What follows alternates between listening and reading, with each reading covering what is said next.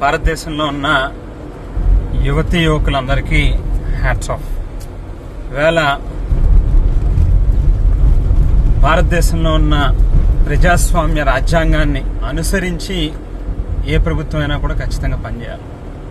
ఎవరికైనా అహంకారంతో కళ్ళు నెత్తికెక్కితే తలని నేలకి రాస్తాం అనేటువంటి ఒక గొప్ప మెసేజ్ని ఇస్తూ దేశంలో జరుగుతూ ఉన్నటువంటి పరీక్ష పత్రాల లీకేజ్ వ్యవహారం మీద యువత ఇచ్చినటువంటి పిలుపుకి ఆఖరికి కేంద్ర ప్రభుత్వం దిగొచ్చి ధర్మేంద్ర ప్రధాన్ విద్యాశాఖ మంత్రి రాజీనామా చేయాల్సిన పరిస్థితి వచ్చింది.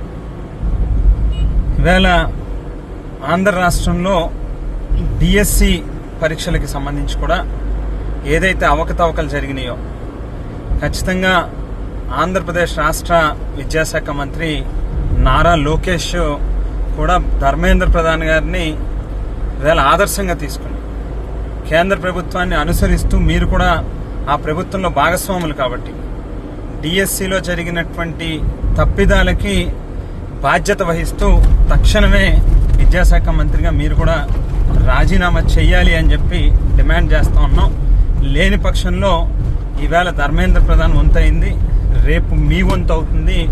రాష్ట్ర యువత తాలూకా ఆగ్రహానికి మీరు కూడా ఖచ్చితంగా బలవ్వాల్సిన పరిస్థితి వస్తుంది అనేటువంటిది గుర్తుపెట్టుకుని తక్షణమే రాజీనామా చేయాలని చెప్పి డిమాండ్ చేస్తూ ఉన్నాం. మరొకసారి యువత అందరికీ కూడా మరి చేతులు జోడించి అందరికీ కూడా పేరు పేరున హ్యాట్స్ ఆఫ్. జాతీయ స్థాయిలో నీట్ పరీక్షలో జరిగిన అక్రమాలు అన్యాయాలు ఎంత తీవ్రమైనయో ఆంధ్రప్రదేశ్ రాష్ట్రంలో డిఎస్సికి సంబంధించి డిఎస్సి పరీక్షల్లో కానీ డిఎస్సి సెలక్షన్స్లో కానీ మెరిట్ లిస్ట్ విషయంలో కానీ జరిగిన అన్యాయాలు అక్రమాలు కూడా అంతకంటే తీవ్రమైనవి. ఈరోజు నీట్ పరీక్షకి జరిగిన అన్యాయాలు అక్రమాలకు సంబంధించి దేశవ్యాప్తంగా దేశంలో ఉన్న నిరుద్యోగ యువకులందరూ కూడా పెద్ద ఎత్తున ఏ విధంగా పోరాటం చేస్తున్నారో మనం చూసాం. ఆ పోరాటానికి దిగి వచ్చి ఈరోజుకి ఆ పోరాటానికి కేంద్ర ప్రభుత్వం దిగి వచ్చి కేంద్ర విద్యాశాఖ మంత్రి ధర్మేంద్ర ప్రధాన్ గారు ఈరోజు రాజీనామా చేయడం కూడా జరిగింది.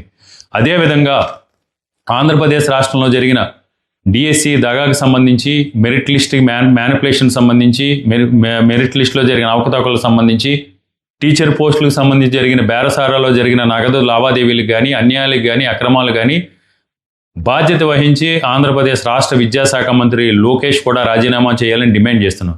ఎందుకంటే ఆంధ్రప్రదేశ్లో డిఎస్సిలో జరిగిన దగాకు సంబంధించి అన్యాయాలకు సంబంధించి అక్రమాలకు సంబంధించి తప్పులు జరిగినాయని అందరూ కూడా నిర్ధారించడం జరిగింది. ముఖ్యంగా స్పోర్ట్స్ కోటా పేరుతో ఎగ్జామ్ జరిగినప్పుడు లేని స్పోర్ట్స్ కోటాని, సెలక్షన్స్ రిజల్ట్ వచ్చినప్పుడు లేని స్పోర్ట్స్ కోటాని, మెరిట్ లిస్ట్ వచ్చిన తర్వాత స్పోర్ట్స్ కోటాలో కేవలం డబ్బు కాసపడి ఆ పోస్టుల్ని అమ్ముకోవడం కోసం మెరిట్ లిస్ట్ని మార్చి అర్హత లేని వారికి స్పోర్ట్స్ కోటా ద్వారా డిఎస్సి ఉద్యోగాలు కట్టబెట్టడం జరిగింది. ఇది అతిపెద్ద కుంభకోణం. ఆంధ్రప్రదేశ్ రాష్ట్రంలో ఉద్యోగాలు డిఎస్సికి సంబంధించి జరిగిన అతిపెద్ద కుంభకోణం. కాబట్టి ఈ కుంభకోణానికి బాధ్యత వహించాల్సిన అవసరం ఉంది. ఎందుకంటే డిఎస్సిలో దగా పడిన 3 లక్షల మంది ఏదైతే పరీక్షలు రాశారో రెయిన్బోలు కష్టపడి వారందరూ కూడా ఒకటే మనోవేదనకు గురయ్యి డిమాండ్ చేస్తున్నారు. ఇది మాకు అన్యాయం జరిగింది, అక్రమం జరిగింది, మాకు న్యాయం చేయమని డిమాండ్ చేస్తున్నారు. కానీ చంద్రబాబు నాయుడు గారు కానీ లోకేష్ కానీ తప్పుదోవ పట్టిస్తూ పక్కదారు పట్టిస్తూ డిఎస్సిలో అక్రమాలు జరగలేదనే విధంగా ఈరోజు వ్యవహరిస్తున్నారు. డిఎస్సికి సంబంధించి సమగ్ర విచారణ జరగలేదు. సిబిఐ ఎంక్వైరీ ఏమంటే సిబిఐ ఎంక్వైరీ వేయలేదు.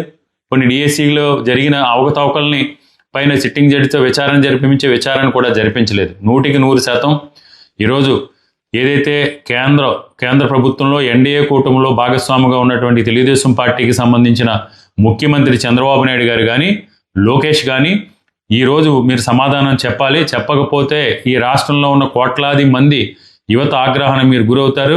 మీ ఆధ్వర్యంలో మీ కూటమి ప్రభుత్వం అధికారంలోకి వచ్చిన తర్వాత గత 24 నెలలుగా ఈ రాష్ట్రంలో నిరుద్యోగ యువకులు నానా అవస్థలు పడుతున్నారు. మీ మోసపూరిత హామీలు నమ్మి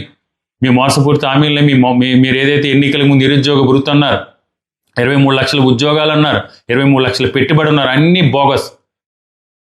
ఏ విధంగా మీకున్న నోట్లో 4 ఉంది కదా, 4 ఛానల్స్ ఉన్నాయి కదా, 3 పత్రికలు ఉన్నాయి కదా అని నోటుకు వచ్చిన విధంగా ఇప్పటికీ కూడా ఈ రాష్ట్రంలోని నిరుద్యోగ యువతంలో మీరు పెద్ద ఎత్తున మోసం చేస్తున్నారనేది వాస్తవం. ఏది ఏమైనా కేంద్ర ప్రభుత్వం ఈరోజు తీసుకున్న నిర్ణయాన్ని కూడా మీరు కూడా ఫాలో అవుతూ లోకేష్ ఏదైతే ఉందో డిఎస్సికి దగాకు సంబంధించి నీట్ పరీక్ష విషయంలో ఏ విధంగా అయితే వాళ్ళు స్పందించారో లోకేష్ కూడా స్పందించి తక్షణం తన మంత్రి పదవికి రాజీనామా చేయాలి. అదేవిధంగా డిఎస్సిలో జరిగిన దగా గురించి, డిఎస్సిలో స్కామ్లో జరిగిన అక్రమాల గురించి, అన్యాయం గురించి సిబిఐతో ఎంక్వైరీ చేయించాలని వైఎస్ఆర్ కాంగ్రెస్ పార్టీ తరఫున ఈ రాష్ట్రంలో నిరుద్యోగ యువకుల తరఫున డిమాండ్ చేస్తా ఉన్నాం. నీట్ పేపర్ లీకేజీకి సంబంధించి బాధ్యత వహిస్తూ కేంద్ర విద్యాశాఖ మంత్రి ధర్మేంద్ర ప్రధాన్ గారు రాజీనామా చేశారు. మరి ఆంధ్రప్రదేశ్ రాష్ట్రంలో డిఎస్సి అక్రమాల కుంభకోణానికి బాధ్యత వహిస్తూ మన రాష్ట్ర విద్యాశాఖ మంత్రి అయినటువంటి నారా లోకేష్ గారు ఎప్పుడు రాజీనామా చేస్తారని వైఎస్ఆర్ కాంగ్రెస్ పార్టీగా మేము ప్రశ్నిస్తున్నాం. మీరు గమనిస్తే కేంద్ర ప్రభుత్వంలో కానీ జాతీయ స్థాయిలో కానీ నీట్ పేపర్ లీకేజ్ అనేటువంటిది ఎంత అత్యంత తీవ్రమైనటువంటి అంశమో, ఎన్ని లక్షలాది మంది విద్యార్థుల జీవితాలతో ముడిపడినటువంటి అంశమో ఇక్కడ ఆంధ్రప్రదేశ్ రాష్ట్రంలో కూడా డిఎస్సి ఉద్యోగాలు, మరీ ముఖ్యంగా స్పోర్ట్స్ కోటాకు సంబంధించినటువంటి కుంభకోణానికిలో లక్షలాది మంది ఉద్యోగార్థుల యువత బుగ్గిపాలయ్యింది. ఇక్కడ కూడా ఆంధ్రప్రదేశ్ రాష్ట్రంలో లక్షలాది మంది యువత రోడ్డెక్కారు. అయ్యా బాబు, ఇంత ఘోరాది ఘోరమైంది ఉద్యోగాలను కుంభకోణం జరిగింది అని చెప్పి మాట్లాడితే కనీసం ప్రభుత్వం నుంచి బాధ్యత కలిగినటువంటి ముఖ్యమంత్రి కానీ, ఆ సంబంధిత శాఖ మంత్రి అయినటువంటి నారా లోకేష్ కానీ ఎక్కడా నోరిప్పిన పాపాన పోలేదు.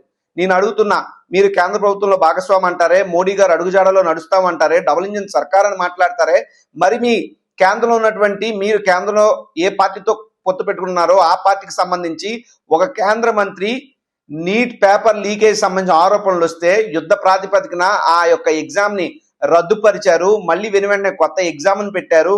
దానికి సంబంధించి ఫాస్ట్ ట్రాక్ కోర్ట్స్ ఏర్పాటు చేశారు. త్వరితగతిన మేము విచారిస్తాం, దాని మీద శిక్షలు వేస్తాం, కఠినమైనటువంటి చర్యలు తీసుకుంటాం అని చెప్పారు. సాక్షాత్తు కేంద్ర విద్యాశాఖ మంత్రితోనే రాజీనామా చేయించారు. నైతికత అంటే ఇది కదా, విలువలు అంటే ఇది కదా. మరి మీలో ఆ నైతికత ఏమైంది? మీకు ఆ విలువలు ఎందుకు లేవు? ఈ యొక్క ఆంధ్రప్రదేశ్ రాష్ట్రంలో జరిగినటువంటి డిఎస్సి కుంభకోణానికి సంబంధించి, అక్రమాలకు సంబంధించి ఆధారాలతో, సాక్ష్యాలతో అభ్యర్థులు మీడియా ముఖంగా ప్రతిపక్ష పార్టీ నాయకుల దగ్గరకు వచ్చి రోడ్లెక్కి మాకింత అన్యాయం చేశారని గగ్గోలు పెడితే బాధ్యత కలిగినటువంటి రాష్ట్ర విద్యాశాఖ మంత్రిగా నారా లోకేష్ నోరెప్పకపోగా తిరిగి ఎదురుదాడి చేసేటువంటి కార్యక్రమం మీరు ఎందుకు చేస్తున్నారని మేము అడుగుతున్నాం. మీకు వైఎస్ఆర్ కాంగ్రెస్ పార్టీగా మళ్ళీ మేము డిమాండ్ చేస్తా ఉన్నాం. ఖచ్చితంగా ఏదైతే డిఎస్సిలో సంబంధించి మరీ ముఖ్యంగా స్పోర్ట్స్ కోటా ఉద్యోగాల్ని మీరు అమ్ముకున్నారన్నటువంటి అనేకమైనటువంటి ఆరోపణలు విత్ ఆధారాలు అనేక మంది చెప్తున్నారు. సాక్షాత్తు నేషనల్ లెవెల్లో గోల్డ్ మెడల్ సాధించినటువంటి వ్యక్తికి కూడా మీరు ఉద్యోగం స్పోర్ట్స్ కోటాలో డిఎస్సీలు ఇవ్వలేదంటే మరి మీరు డిఎస్సి ఉద్యోగాలు అమ్ముకున్నట్టా కాదా అని మేము ప్రశ్నిస్తున్నాం. మరీ ముఖ్యంగా చూస్తే జీవో నెంబర్ 4 కానీ 47 కానీ మీరు రిలీజ్ చేసి తర్వాత మళ్ళీ మీ నియామకాలు అయిపోయిన తర్వాత మళ్ళీ జీవో నెంబర్ 56 ఇచ్చి, అంటే మీకు కావాల్సినటువంటి వ్యక్తుల కోసం గేట్లు తెరిచే విధంగా నిబంధనలు పెట్టి తర్వాత గేట్లు మూసేసే విధంగా నిబంధనలు మార్చి డిఎస్సి నియామక ప్రక్రియలో ఇన్నిసార్లు ఎందుకు జీవోలు ఇవ్వాల్సి వచ్చింది? ఎందుకు ఇన్నిసార్లు నిబంధనలు మార్చాల్సి వచ్చింది? ఎవరి కోసం ఇదంతా చేశారు? ఖచ్చితంగా దీనికి సమాధానం చెప్పాలి.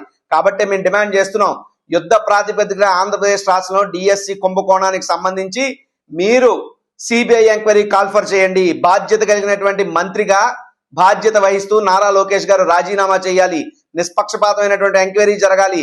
అవసరమైతే ఏ ఉద్యోగాల మీద అయితే ఆరోపణలు వస్తాయో వాటిని మళ్ళీ రీకండక్ట్ చేసి ఖచ్చితంగా స్పోర్ట్స్ కోటాలో ఉద్యోగాలు స్వచ్ఛందంగా, అంటే చాలా పద్ధతిగా, ఎక్కడా కూడా అక్రమాలకు తావు లేకుండా నీతి నిజాయితీతో నియామకాలు జరగాలి అని చెప్పి మేము డిమాండ్ చేస్తున్నాం. ఇదంతా జరగాలంటే ఫస్ట్ నారా లోకేష్ గారు తన విద్యాశాఖ మంత్రి పదవికి రాజీనామా చేసి నిష్పక్షపాతమైనటువంటి ఎంక్వైరీ జరగడానికి సహకరించాలని చెప్పి వైఎస్ఆర్ కాంగ్రెస్ పార్టీ డిమాండ్ చేస్తుంది.